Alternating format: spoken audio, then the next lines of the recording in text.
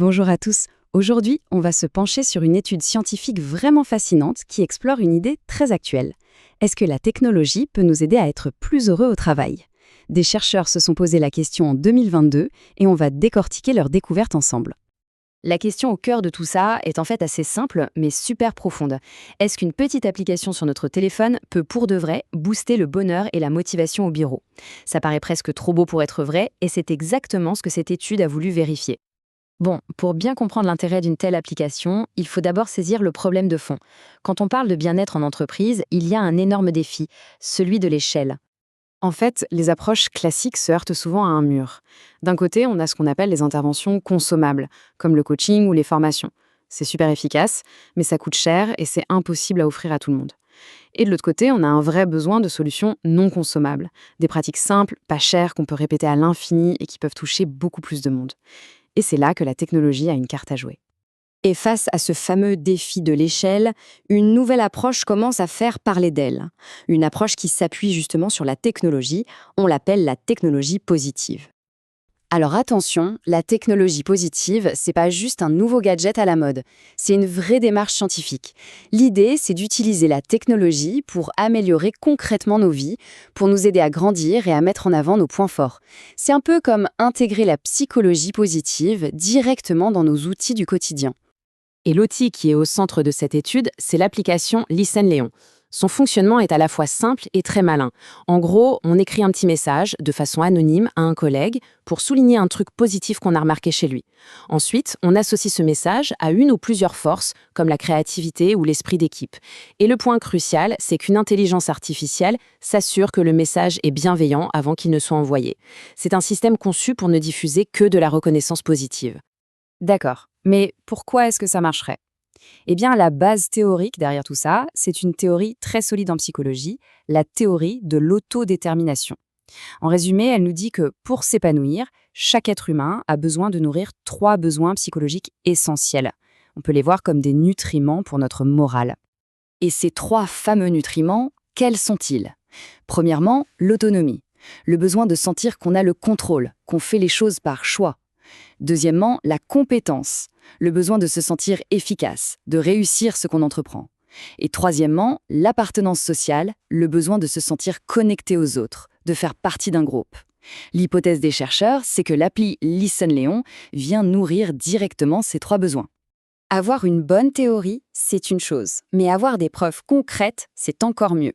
Alors voyons comment les chercheurs ont testé cette application sur le terrain avec une expérience qui a duré 4 semaines. Pour ça, ils ont mis en place un protocole très classique et rigoureux. D'un côté, un groupe expérimental de 112 employés qui ont utilisé l'application.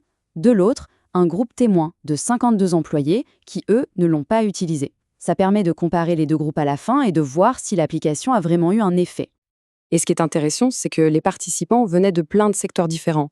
De la vente, de la banque, du conseil. Ça laisse penser que les résultats ne sont pas limités à un seul type d'entreprise. Et le point le plus important, c'est que les gens ont vraiment joué le jeu. En moyenne, chaque personne du groupe qui utilisait l'appli a envoyé ou reçu 24 messages positifs en seulement 4 semaines. C'est énorme. Ça veut dire qu'il y a eu un vrai flux de reconnaissance qui s'est installé. Ok, donc on a des gens qui s'envoient en moyenne 24 messages positifs, mais alors, quel a été l'impact? Est-ce que ça a changé quelque chose? C'est le moment qu'on attend tous, on plonge dans les résultats, et là, les résultats sont vraiment clairs. Après seulement 1 mois, le groupe qui a utilisé l'application montre une nette augmentation sur plusieurs points clés. Le bien-être, la motivation, la satisfaction de leurs besoins psychologiques, tout a grimpé. Pendant ce temps-là, le groupe témoin, lui, a stagné et a même un peu baissé sur certains aspects. La différence est frappante. Par contre, il y a une nuance très importante.